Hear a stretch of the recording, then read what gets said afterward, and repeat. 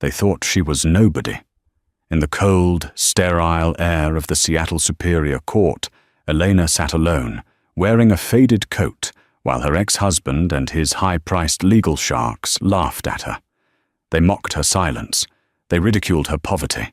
They thought they had won the war before the judge even took his seat.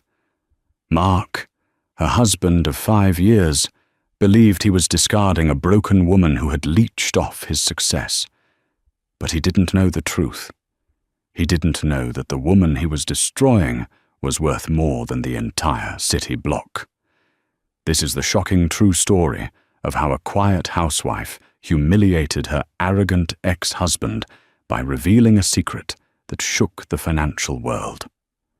Watch until the end, because revenge is a dish best served with $1 billion check.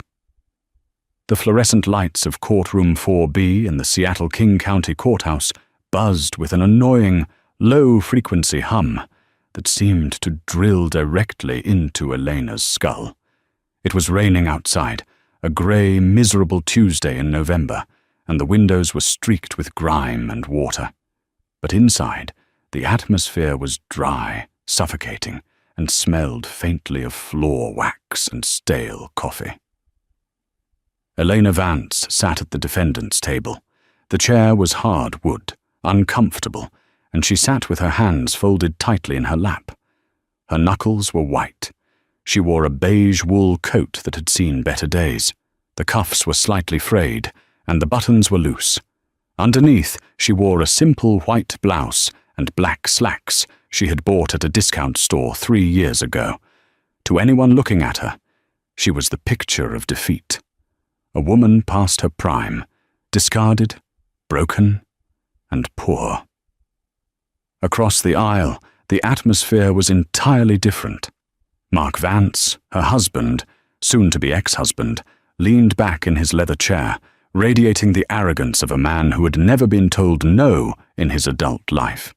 He was wearing a bespoke charcoal suit from Savile Row, a Rolex Submariner glinting on his wrist, and his hair was styled to perfection. He looked every inch the successful tech CFO he was. Next to him sat his attorney, Arthur Sterling. Sterling was a man whose reputation preceded him. He was known in the legal circles of Washington state as the Butcher. He didn't just win divorce cases, he annihilated the opposition. He charged $600 an hour, and Mark was happy to pay it just to see Elena suffer. "Your Honor," Sterling began, standing up and buttoning his jacket.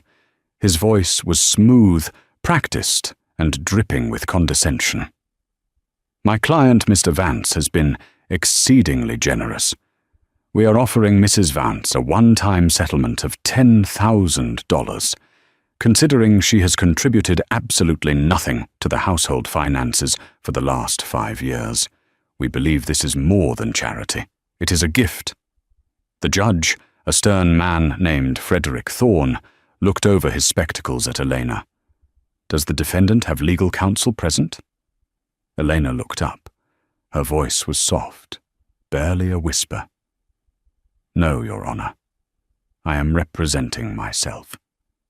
A stifled laugh came from the plaintiff's table.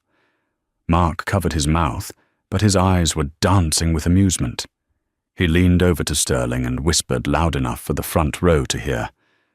"She probably couldn't afford a bus ticket here, let alone a lawyer." Sterling smirked. "As I was saying, Your Honor, my client has built his fortune through blood, sweat, and tears at Horizon Dynamics. He is a self-made man. Mrs. Vance, on the other hand, has spent the last 5 years finding herself. She has no income, no assets, and frankly, no claim to my client's hard-earned money. We are asking for a summary judgment. The prenuptial agreement, which she signed, is clear. What is his is his. What is hers? Well, she has nothing." Eleanor felt the heat rise in her cheeks. It wasn't shame, though they thought it was. It was a simmering, volcanic rage. She remembered the day she met Mark. He hadn't been a CFO then. He had been a junior analyst, struggling to pay rent on a studio apartment in the Capitol Hill district. She had loved him for his ambition, for the way he looked at her with wide, dreamy eyes and talked about the future. But money had changed him. As he climbed the corporate ladder at Horizon Dynamics, receiving bonuses and stock options, he had become cold. He started staying out late. He started criticizing her clothes, her cooking, her quiet nature. He told her she was embarrassing him at company galas because she didn't know how to talk about the stock market or luxury cars. "Mrs. Vance," Judge Thorne's voice snapped her back to the present. "Do you have a response to the plaintiff's motion?" Eleanor stood up. Her legs felt heavy. She looked at Mark. He wasn't looking at her. He was checking his phone, likely texting Jessica, his 24-year-old assistant, the woman he was leaving Eleanor for, the woman he had bought a Porsche for last week, using money from their joint account before he froze it. "Your Honor," Elena said, her voice shaking slightly before steadying, "Mr. Sterling claims I contributed nothing, but I supported Mark when he was unemployed for 6 months in 2019. I paid our rent. I bought his interview suits. I cooked his meals and proofread his resumes." Sterling cut in, sounding bored. "Emotional support does not equate to financial equity in the state of Washington, Mrs. Vance. Unless you have receipts proving you invested capital into Horizon Dynamics, your sob story is irrelevant. The law is about numbers, not feelings." "He's right, Elena," Mark spoke up, not bothering to address the judge. He swiveled his chair to face her, a cruel sneer on his face. "Face it. You were a passenger. I drove the car. Now the ride is over. Take the 10 grand and go back to whatever trailer park you crawled out of." The courtroom went silent. Even the court reporter paused. It was a display of naked cruelty that made the jurors in the back row shift uncomfortably. Judge Thorne frowned. "Mr. Vantas, you will address the court, not the defendant, and you will maintain decorum." "Apologies, Judge," Mark said, not looking sorry at all. "It's just frustrating. I want to move on with my life. I have a business to run. I have a merger with Global Tech Solutions happening next week. I don't have time for this." He gestured vaguely at Eleanor, as if she were a stain on the carpet. Eleanor looked down at the table. On it lay a single manila folder. It wasn't thick. It contained just 3 pieces of paper. She had given Mark every chance. For months, during the separation, she had asked him to be fair. She didn't want his millions. She just wanted an apology. She wanted him to acknowledge that she had been a good wife. But he had chosen war. He had chosen to evict her from their home, block her credit cards, and slander her name to their mutual friends. He wanted to crush her. "Is there any other evidence to present?" the judge asked, looking at the clock. "If not, I am inclined to rule on the validity of the prenup." "Actually, Your Honor," Elena said, her voice suddenly changing. The tremble was gone. The softness was gone. In its place was a tone of ice-cold steel, a tone that sounded strangely authoritative for a woman in a thrift store coat. "I do have one witness I would like to call. They are running a few minutes late due to the weather, but they should be here any second." Sterling rolled his eyes. "A witness? Who? Your mother? A neighbor who saw you bake cookies? This is a waste of the court's time." "No," Elena said, lifting her chin. "My attorney." Mark laughed out loud. "You just said you didn't have one. You said you were representing yourself." "I said I was representing myself at this moment," Elena corrected him.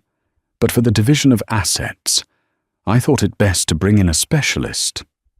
At that exact moment, the heavy oak double doors at the back of the courtroom swung open with a loud boom.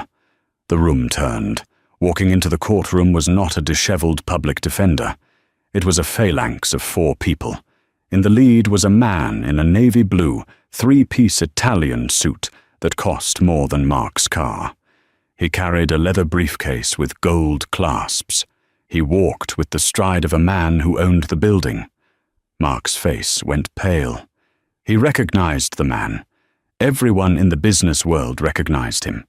It was Jonathan Rothschild, senior partner at Rothschild, Black & Associates, the most expensive, exclusive, and feared corporate law firm in New York City. They didn't handle divorces. They handled international mergers, government collapses, and billionaire disputes. Sterling, the shark, suddenly looked like a minnow. He stood up, his mouth hanging open. Mr. Rothschild. Jonathan Rothschild ignored him. He walked straight to the defendant's table, ignored the judge for a split second, and bowed his head slightly to Eleanor. "Apologies for the delay, madam," Rothschild said, his voice baritone and smooth. The private jet had some trouble getting clearance at SeaTac due to the storm. He placed his briefcase on the table and turned to the judge. "Your Honor," Rothschild boomed, "I am entering my appearance as counsel for Mrs. Elena, well, formerly Vance, but legally she is Elena Sinclair." Mark frowned, confused. "Sinclair? What kind of made-up name is that?" But Judge Thorne didn't look confused. He looked terrified. "Sinclair? As in the Sinclair Consortium?" Rothschild smiled, a predatory grin that showed too many teeth. "Precisely, Your Honor. And we are countersuing Mr. Vance. Not for alimony, but for fraud, embezzlement, and breach of contract regarding the acquisition of his company, Horizon Dynamics."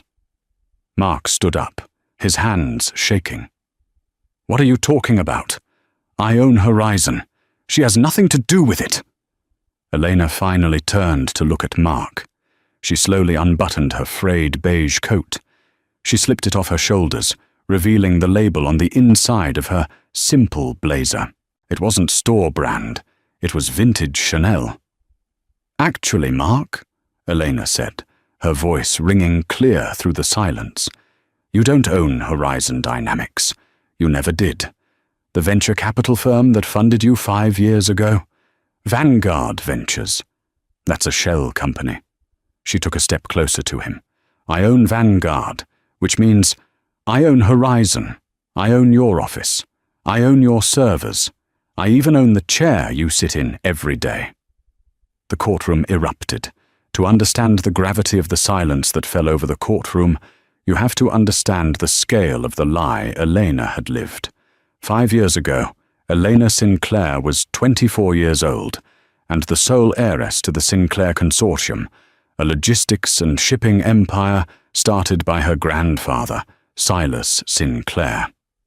The company moved 40% of the cargo in the Northern Hemisphere.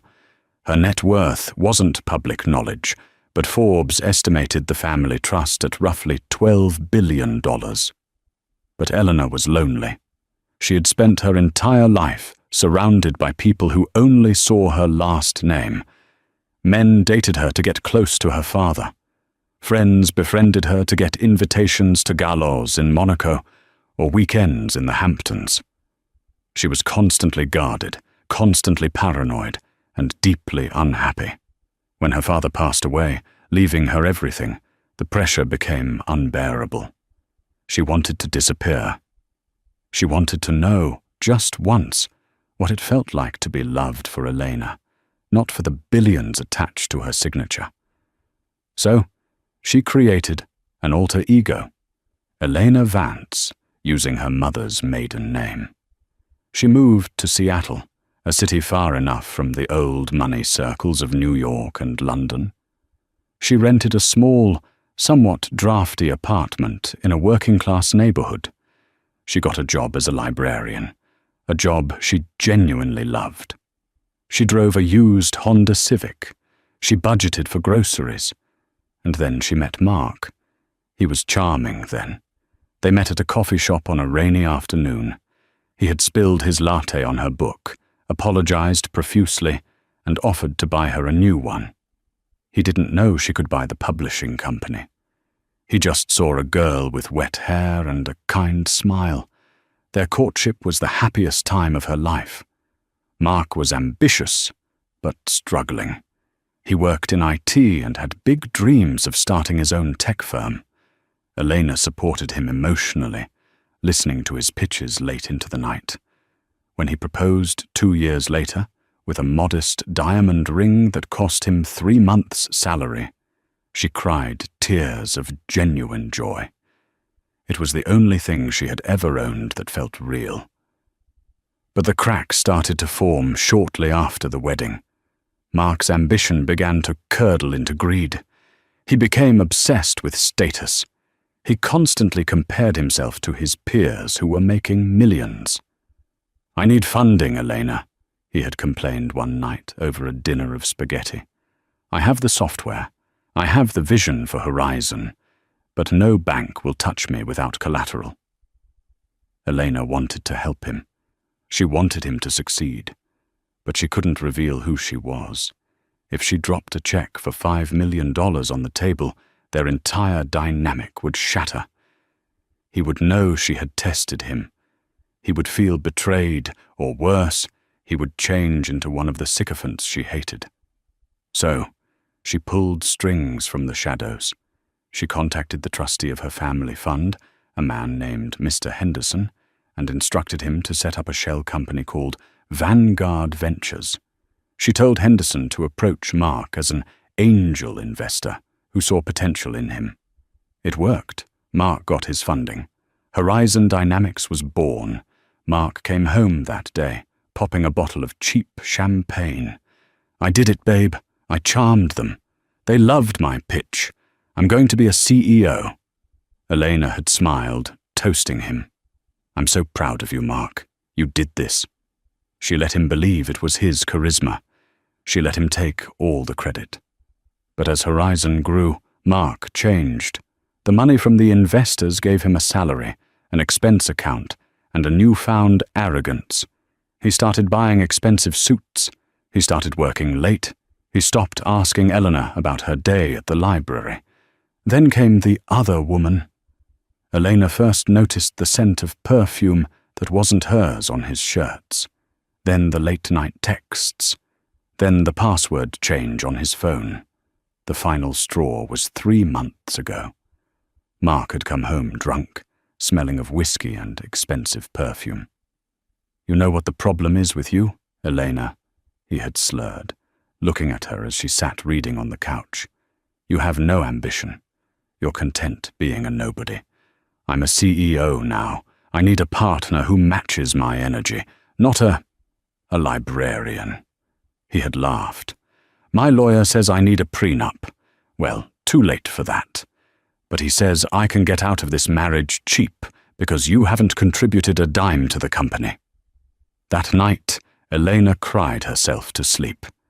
Not because she was losing him, the man she loved had died years ago, but because she realized her experiment had failed. She had looked for true love in a man who, given the chance, chose money over character every time. She decided then and there. If he wanted a war over money, she would give him one. But it wouldn't be a war for his money. It would be a revelation of hers. Back in the courtroom, the shockwave of her revelation was still settling. Mark was shaking his head, his face a mask of disbelief. You're lying. Vanguard Ventures is a group of investors from Zurich. I've met them on Zoom." Jonathan Rothschild stepped forward, opening his briefcase. He pulled out a thick stack of documents, bound in red tape. "Actors, Mr. Vance," Rothschild said dismissively, "hired by the Sinclair estate to interface with you. But if you look at the incorporation documents of Vanguard Ventures—" He slid a paper across the table toward Mark and Sterling. Sterling grabbed it, his hands trembling. He adjusted his glasses. He read the bottom line. "Sole beneficiary and proprietor, Elena Marie Sinclair." Sterling dropped the paper as if it were burning hot. He looked at Elena with wide, terrified eyes. He knew the name Sinclair. He knew that the Sinclair legal team had bankrupted 3 of his colleagues in the past decade just for sport. This changes the complexion of the proceedings, Sterling stammered, sweat beading on his forehead. It does indeed, Rothschild said coolly. You see, Mr. Vance signed a contract with Vanguard receiving his funding. Clause 14, Section B. In the event of gross misconduct, moral turpitude, or criminal negligence by the CEO, the parent company reserves the right to dissolve the board and seize all assets and intellectual property immediately. Rothschild turned to the judge. We have evidence that Mr. Vance has been using company funds technically belonging to Mrs. Sinclair, to purchase personal gifts for his mistress, Miss Jessica Miller. A Porsche Cayenne, specifically, and a condo in Belltown. The gallery gasped. Mark stood up, his face purple. That's my money. I earned it. I built that company. Elena remained seated. She looked at Mark, her eyes devoid of the love she once held. Mark, she said softly, do you remember our 2nd anniversary? We were eating pizza on the floor because we couldn't afford a table. You told me that money didn't matter, as long as we had each other. Mark stared at her, breathing hard. I believed you, Elena said. I hid who I was, because I wanted to be sure. I wanted to be sure you loved me. And the moment you got a taste of power, you treated me like garbage. You mocked me for being poor, Mark. You mocked the very thing that made our love real. She stood up slowly, smoothing her Chanel blazer. You wanted a divorce? You have it. But you aren't leaving here with half of Horizon. You're leaving here with exactly what you had when I met you. Nothing. You can't do this, Mark screamed. I'll sue you. I'll take you for everything. Rothschild chuckled darkly. Mr. Vance, I would advise against threatening the Sinclair Consortium. My client is currently worth an estimated $14 billion. We can keep you in court litigation until your grandchildren are old enough to retire. Or you can sign the papers we have prepared, resign as CEO effective immediately, and walk away. Walk away with what? Mark snarled. Eleanor picked up a $1 bill from her purse. She walked over to the plaintiff's table and placed it gently in front of Mark. With this, she said, a settlement, $1, and the memory of the biggest mistake you ever made. Mark stared at the dollar bill, his hands clenched into fists. The humiliation was total. The court reporter had stopped typing, mouth agape. But the drama was far from over, because while Mark was a greedy fool, he wasn't alone. And somewhere in the back of the courtroom, a man in a dark trench coat stood up and slipped out the door. He made a phone call. She's here, the man whispered into the phone. The Sinclair heiress. She's been hiding in Seattle the whole time. Initiate Plan B. Elena thought she had won. She thought exposing Mark was the end of the story. She didn't realize that by revealing her identity, she had just painted a target on her back for enemies far more dangerous than a greedy ex-husband. The rain outside the King County courthouse had turned into a deluge, hammering against the pavement like bullets. But for Elena, stepping out of the heavy oak doors felt like walking into the first day of spring. The paparazzi hadn't arrived yet. Jonathan Rothschild had ensured a media blackout for the next hour, a favor called in from a contact at the Associated Press. That was the power of the Sinclair name. It bought silence just as easily as it bought noise. A sleek, black Cadillac Escalade with tinted windows pulled up to the curb the moment Elena's heel touched the sidewalk.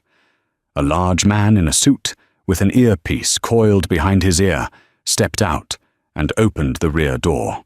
This was Graves, her family's head of security, a man who had served in the British SAS and who had been visibly pained to watch Elena live in poverty for 5 years. "Welcome back, Miss Sinclair," Graves rumbled, his voice like gravel. "We have your change of clothes at the hotel, or would you prefer to go straight to the airfield? The Gulfstream G650 is fueled and ready at Boeing Field." Elena paused, looking back at the courthouse doors. Mark stumbled out a moment later, looking like a drowned rat. He had lost his umbrella, or perhaps he had forgotten it in his daze. Arthur Sterling, his shark lawyer, was nowhere to be seen. Rats, after all, are the first to flee a sinking ship. Mark saw the Escalade. He saw Graves. He saw the way Elena stood, straight-backed, regal, untouchable. He ran toward her, splashing through a puddle, ruining his Italian loafers. "Elena, wait!" Mark shouted, his voice cracking. Graves stepped forward, a mountain of muscle blocking Mark's path. He didn't touch Mark, he just existed in his space, radiating a threat that made Mark skid to a halt. "Let him speak, Graves," Elena said from the open door of the car. She didn't step out, she just lowered the window halfway. Mark panted, wiping rain from his eyes. "Elena, please. This is insanity. You played me. You entrapped me. You can't just take the company. I have relationships with vendors. I have a merger with Global Tech." "The merger with Global Tech is dead, Mark," Elena said, her voice devoid of emotion. "I called the CEO of Global Tech, Mr. Anderson, during the court recess. It turns out his firm has a strict policy against doing business with executives under investigation for embezzlement. And since my audit team is currently tearing through your servers, that investigation is very real." Mark's jaw dropped. You destroyed my reputation?" "You destroyed it yourself," Elena corrected. "I just turned on the lights. You were stealing, Mark. You were siphoning money meant for R&D into offshore accounts in the Cayman Islands. Did you think Vanguard Ventures? Did you think I wouldn't notice?" "I did it for us," Mark lied, desperation wild in his eyes. "I wanted to buy us a vacation home. I wanted to surprise you." Elena laughed. It was a dry, humorless sound. "You bought a condo in Belltown for Jessica. You bought a Porsche for Jessica. Don't insult my intelligence. You fell in love with the lifestyle I gave you, not the woman who gave it to you." She signaled to Graves. "Let's go." "Elena, I still love you!" Mark screamed at the closing window. "I can change. Give me another chance." The heavy door slammed shut, sealing out his voice and the rain. Elena leaned back into the heated leather seat and closed her eyes. A single tear escaped, tracing a line down her cheek. She wiped it away instantly. Elena Vance might have cried for him. Elena Sinclair had work to do. "Where to, madam?" the driver asked. "The Horizon Dynamics headquarters in Bellevue," Elena said, opening her eyes. They were hard now. "It's time to take out the trash." 20 minutes later, the Escalade screeched to a halt in front of the glass and steel skyscraper that housed Horizon Dynamics. The lobby was quiet. The receptionist, a young woman named Sarah, who had always been kind to Eleanor when she visited Mark for lunch, back when he allowed her to visit, looked up in surprise. "Mrs. Vance?" Sarah asked, confused by the entourage of security guards entering with her. "Mark, Mr. Vance isn't back from court yet." "I know," Elena said, walking past the desk. "And he won't be coming back. Ever." She marched to the elevator, swiping a master key card that Graves handed her. They rode up to the 40th floor, the executive suite. When the elevator doors opened, the office was buzzing. Mark's team, a group of sycophants and yes-men he had hired to stroke his ego, were drinking scotch in the conference room, celebrating what they assumed was Mark's victory in court. Jessica Miller, his assistant and mistress, was sitting on the edge of the mahogany table, laughing loudly. She was wearing a diamond bracelet Elena recognized. It had been purchased with company funds last month. The room went silent as Elena walked in. Graves and 2 other security officers stood behind her. "What are you doing here?" Jessica sneered, hopping off the table. She smoothed her short skirt. "Did you come to beg for alimony? Mark told us he was going to crush you." Elena didn't look at Jessica. She looked at the head of HR, a man named Peters, who was holding a glass of whiskey. "Mr. Peters," Elena said calmly, "you are fired." Peters blinked. "Excuse me? Who do you think you are? Security." "I am the owner of Vanguard Ventures," Elena announced, her voice projecting to the back of the room, "which owns 100% of the voting stock of this company. Effective immediately, the board is dissolved. Every executive in this room who is currently drinking on the clock is terminated for cause." She turned her gaze to Jessica. "And you," Elena said, stepping closer. Jessica shrank back. "You're not just fired. You're being evicted. The company lease on your apartment in Belltown has been cancelled as of 10 minutes ago. Security is already there, packing your things into boxes on the curb." Jessica gasped. You bitch! Mark will kill you." "Mark is currently trying to figure out how to pay for a taxi without a corporate credit card," Elena said. "Security, escort Ms. Miller and her colleagues out of the building. If they touch a computer, arrest them for corporate espionage." Pandemonium erupted. Men in suits started shouting, Jessica started screaming, and phones started ringing. Elena stood in the center of the chaos, perfectly still, like the eye of a hurricane. She walked into Mark's office, the corner office with the view of the Space Needle. It smelled of his cologne. She walked to the desk, picked up the framed photo of Mark shaking hands with the mayor, and dropped it into the wastebasket. Then she sat in his chair. It was comfortable. "Mr. Graves," she said into the intercom. "Yes, madam?" "Get me the file on Project Chimera, the one Mark was hiding." Elena knew Mark was a thief, but she also knew Horizon was working on something legitimately valuable, a quantum encryption algorithm that the government was interested in. It was the only reason she hadn't shut the company down completely. But as she logged into Mark's computer, using the override codes provided by her back-end team, she found something disturbing. The files for Project Chimera weren't there.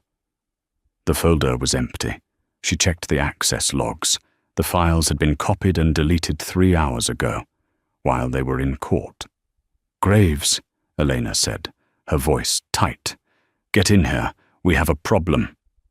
Someone else had been inside the system. Someone who knew Mark was going to lose today. Someone who had stripped the company of its only real asset before Elena could reclaim it. On the screen, a text file popped up. It hadn't been there a second ago. "Welcome back, Miss Sinclair. We've been waiting for you to come out of hiding." Elena's blood ran cold. While Elena was discovering the digital theft, Mark Vance was sitting on a wet bench in Pioneer Square, staring at a pigeon pecking at a cigarette butt. He was ruined. His credit cards had been declined at the coffee shop. His phone service had been cut off remotely. He had $12 in his pocket, a black sedan pulled up to the curb. It wasn't a luxury car like Elena's. It was a nondescript government-issue Ford, the kind used by people who didn't want to be remembered. The rear window rolled down. "Get in, Mark," a voice said. Mark looked up. "Who are you?" "A friend, or at least a mutual enemy of Elena Sinclair." Desperation makes people do stupid things. Mark didn't ask for ID. He didn't run. He opened the door and slid into the dry warmth of the car. Inside sat a man who looked like he was carved out of granite. He had silver hair, cold blue eyes, and a scar running through his left eyebrow. He wore a suit that cost more than Mark's former salary, but he wore it carelessly. "My name is Victor Draven," the man said. He handed Mark a flask. "Drink. You look like hell."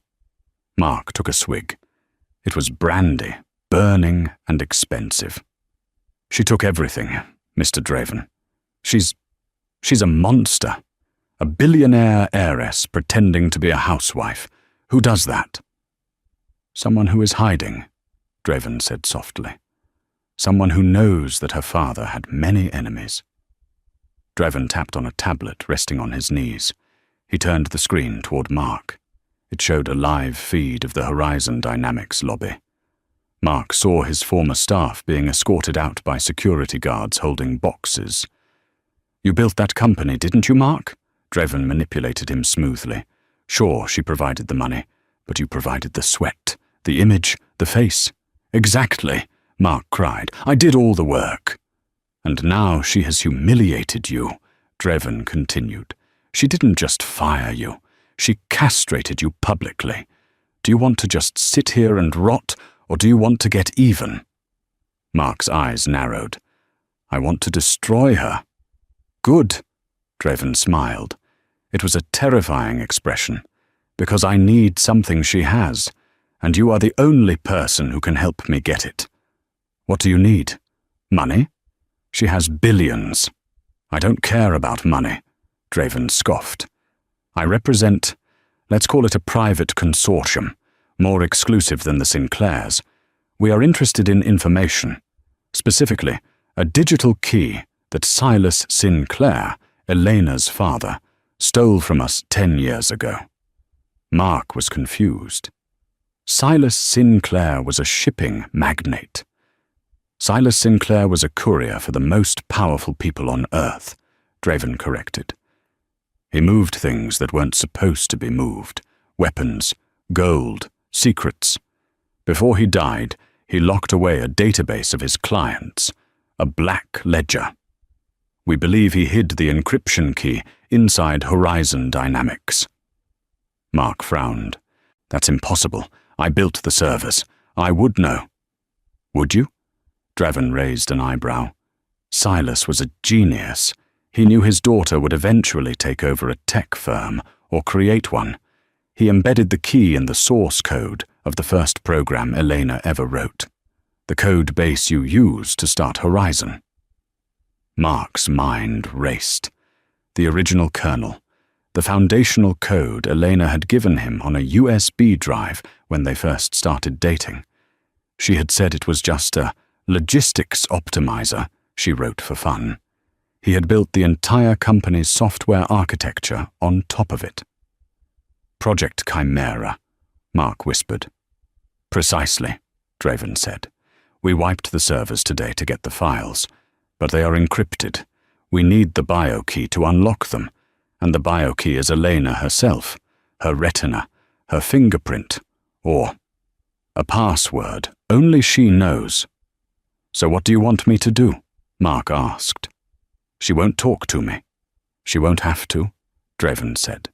He reached into his pocket and pulled out a small metallic device that looked like a flash drive with a needle tip. "You lived with her for 5 years, Mark. You know her habits. You know where she goes when she's sad. You know the name of her first pet. You know the answers to her security questions." Draven leaned in close. "I'm going to give you resources, a new identity, money. But in exchange, you are going to help us kidnap Elena Sinclair." Mark recoiled. "Kidnap? No, I'm not a criminal. I just want my company back." "You are already a criminal, Mark," Draven said coldly. "Embezzlement, fraud. Elena has the evidence to put you in prison for 20 years. If you work with me, I can erase that evidence. I can give you Horizon back once we have what we want.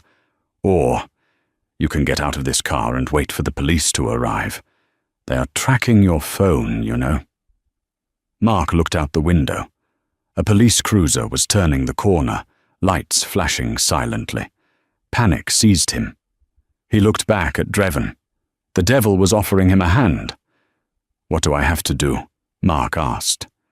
Meanwhile, In the penthouse suite of the Four Seasons Hotel near Pike Place Market, Elena was pacing. She had moved here for the night, deeming her old apartment unsafe. Graves was standing by the door. The room was filled with flowers sent by well-wishers, people who had ignored her for years, but suddenly remembered they were her best friends once the news of her billions broke. But Eleanor wasn't looking at the flowers. She was looking at a private report sent over by her contact at BlackRock, the global investment management firm. The report detailed a series of hostile stock purchases of the Sinclair Consortium's subsidiaries. Someone was buying up her family's empire, piece by piece, using shell companies masked in Singapore and Dubai. "They are coming for me, Graves," Elena said, holding the paper. "My father warned me about this. He said the sharks would circle the moment I showed blood." "We have tripled security, madam," Graves assured her. "No one gets within 100 yards of you without my permission." "It's not physical safety I'm worried about," Elena said, walking to the window to look out at the dark waters of Puget Sound. "It's the secrets. Mark mentioned something in court about the software. He didn't understand what he was saying, but he said the code was acting strange last month." She turned to Graves. "My father hid something in my code, didn't he?" Graves stiffened. He remained silent for a long time.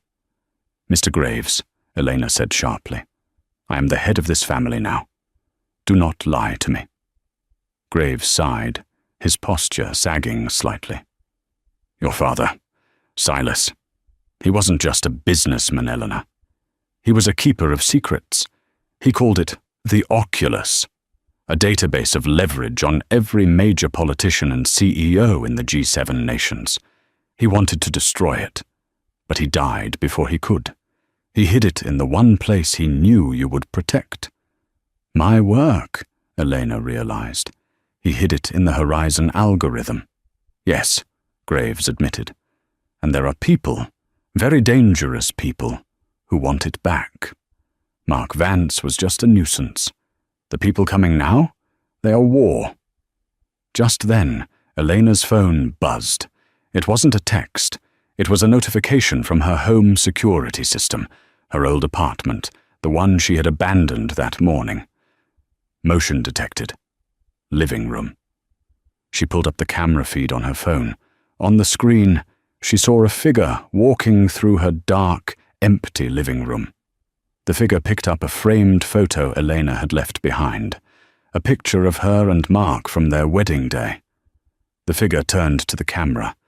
It was Mark, but he looked different. He was wearing black tactical gear, and he smiled right into the lens, holding up a sign written in marker. "I know where the key is." Elena dropped the phone. "Graves," she whispered, "prepare the jet.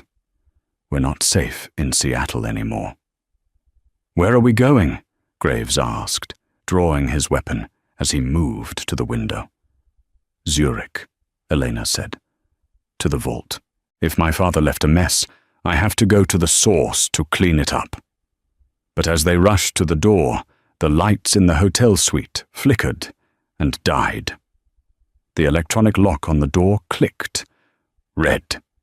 "System jammed." Graves barked into his radio.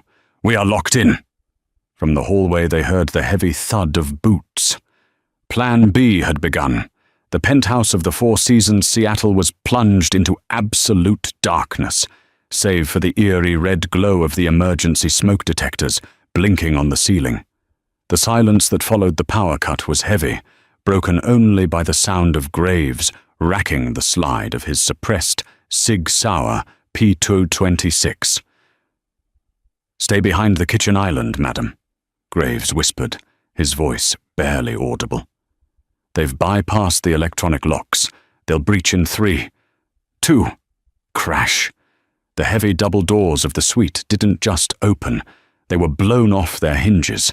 2 canisters skittered across the marble floor, hissing violently. "Flashbangs! Eyes shut!" Graves roared.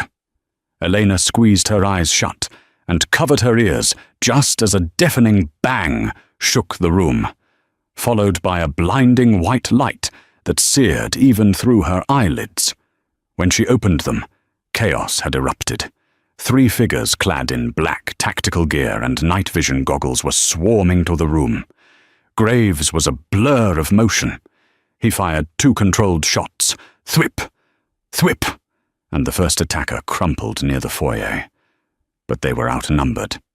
"Secure the target," a voice shouted from the hallway. It wasn't Mark. It was a professional mercenary. Elena realized with a jolt of terror that she wasn't just a divorcee anymore. She was the package. She looked around the kitchen. She didn't have a gun. She had lived as a librarian, a pacifist. But she was also a Sinclair. She crawled across the floor, staying below the granite countertop. She reached for the smart home control panel mounted on the wall near the fridge.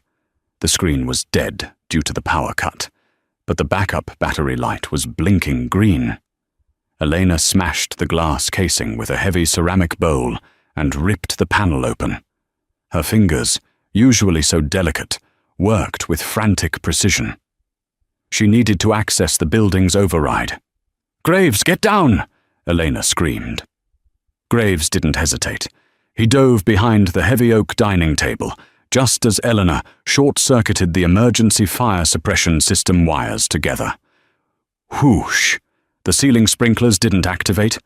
Instead, the halon gas system, designed to protect the high-end art in the penthouse, discharged. A thick, white, suffocating fog instantly filled the room, sucking the oxygen out of the air to starve a fire. The attackers choked. Their night vision was useless in the dense white fog. "Move! Now!" Graves grabbed Elena's arm, pulling her toward the service entrance in the pantry. He kicked the door open. They spilled out into the concrete stairwell, gasping for air. Graves was bleeding from a graze on his cheek, but his eyes were focused. "We can't use the elevators," Graves said, checking the magazine of his pistol. "They'll have the lobby locked down. We need to go to the basement." "The garage?" Elena asked, her chest heaving. "They'll be waiting there." "Not the garage," Graves said grimly. "The sub-basement, laundry and waste disposal." They ran down 40 flights of stairs. Elena's lungs burned. Her Chanel heels had been kicked off floors ago. She was running barefoot on cold concrete. It was a stark contrast to the courtroom earlier that day. She had been fighting for her dignity then. Now, she was fighting for her life. When they reached the bottom, the air smelled of wet linen and trash. They navigated the labyrinth of corridors until they reached the loading dock. A large garbage truck was idling, its compactor groaning. A worker in a jumpsuit was loading bags. Graves walked up to him, flashed a badge that Eleanor didn't recognize, and handed the man a stack of cash from his pocket. "Take a break. 30 minutes." The worker didn't ask questions. He took the money and vanished. "Get in." Graves gestured to the cab of the truck. Elena stared at him. The garbage truck. "It's the only vehicle leaving this building that the police and Draven's men won't search," Graves said. "Unless you want to go back upstairs and ask Mark for a ride?" Elena climbed in. As Graves gunned the heavy engine and rolled the truck out of the loading bay, Elena slumped in the passenger seat. She watched through the dirty side mirror as black SUVs swarmed the hotel entrance. They had escaped by the skin of their teeth. "Graves," Elena said, her voice trembling as the adrenaline faded. "Who are those people? That wasn't just corporate espionage. That was a hit squad." Graves kept his eyes on the road, merging onto the I-5 highway, heading south toward Boeing Field. "Victor Draven," Graves said, the name sounding like a curse. "He's an information broker, a fixer for governments that want to deny their operations. He's been hunting your father's Oculus database for 10 years. He thinks you have the key." "And Mark?" Elena asked quietly. Is he with them?"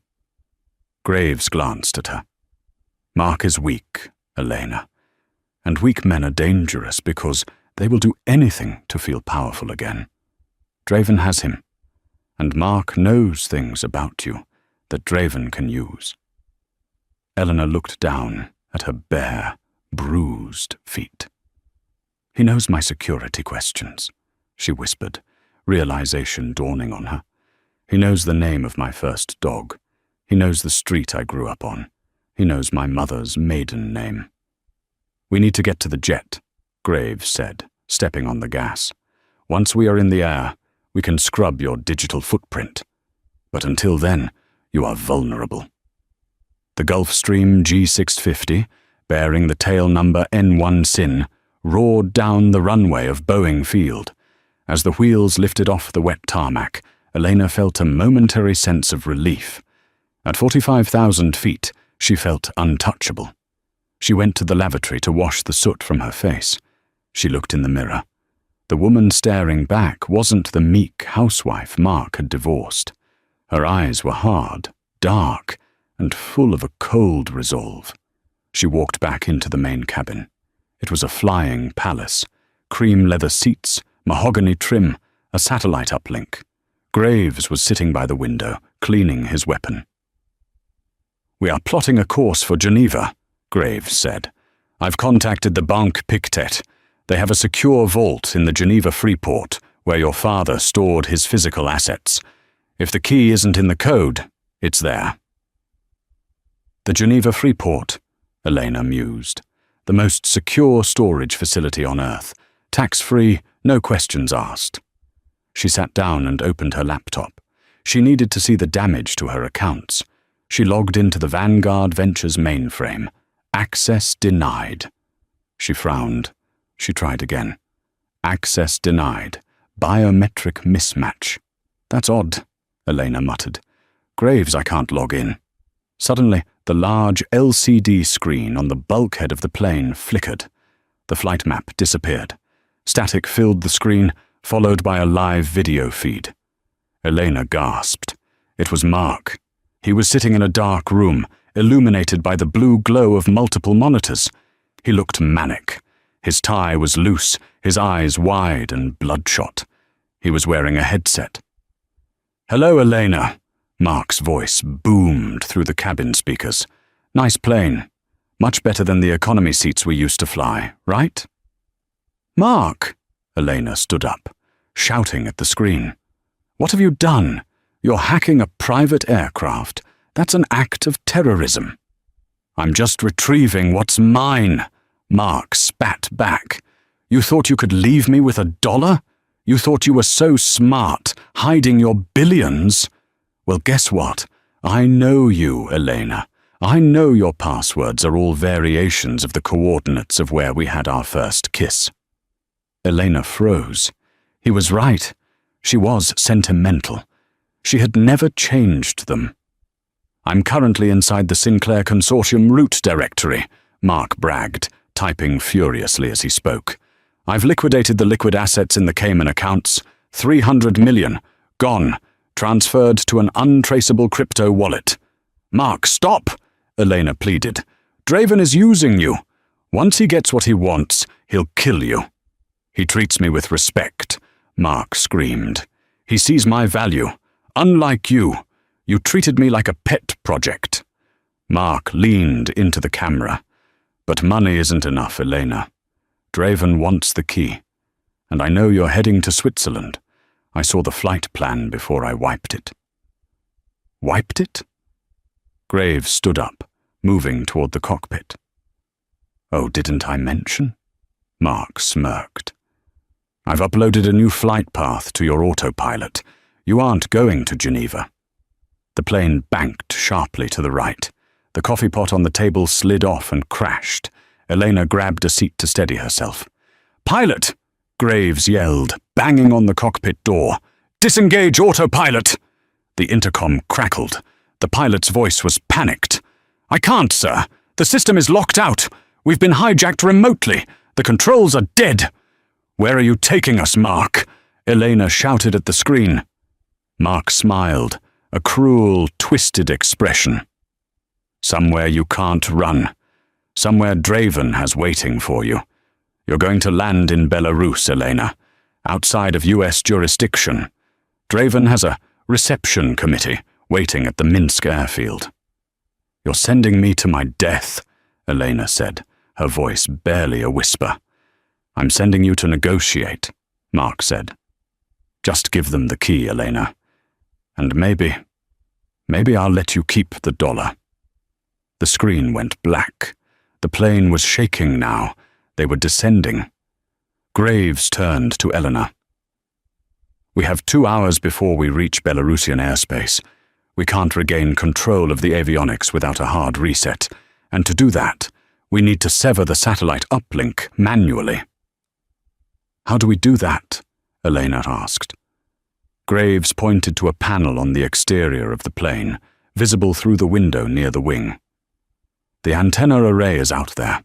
Someone has to go into the avionics bay, the hell hole in the tail of the plane, and cut the physical wire. I'll do it, Elena said. It's tight, freezing, and unpressurized, Graves warned. And if you cut the wrong wire, we lose the engines. I wrote the code for the logistics of this jet, Graves, Elena said, ripping the hem of her skirt so she could move freely. I know the schematics. Mark thinks he can fly my plane? He forgot one thing. What's that? I own the hardware.